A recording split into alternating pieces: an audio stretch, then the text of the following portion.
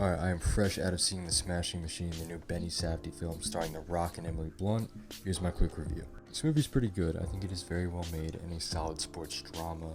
Just this is a case of not being the most interesting person to base a story off of and make an entire film about.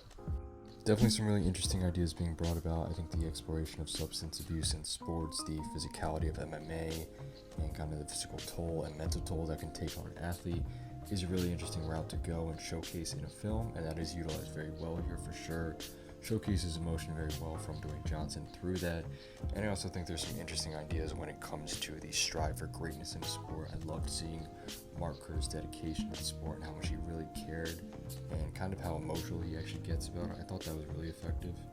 So even though I didn't honestly find the story that engaging or the film that entertaining, I did care about the characters and the emotion because it comes through strongly through those performances. And I also think that has to do with Benny Safdie, who really knows how to get performances out of his actors. He does a good job handling the intimate scenes. He also showcases everything on film, which I think gives it a more intimate feel and also produces a more documentary style. This also works well with showcasing more like time period sports drama very well.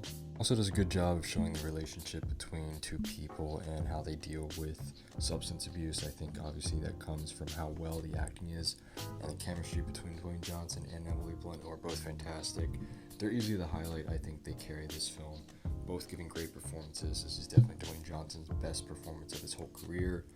Emily Blunt is amazing as always. I could actually even see her getting nominated for an Oscar for this one. I think she's terrific.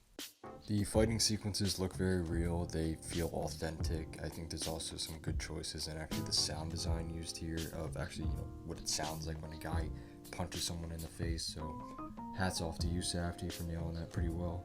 Again, though, it's just not the most interesting story, and at times it's actually repetitive. There's a couple sequences that honestly just feel like a rehash of something we've seen in the film before, which even though I understand its effectiveness in trying to show how repetitive like substance abuse can be, it is just not the most entertaining for an actual film.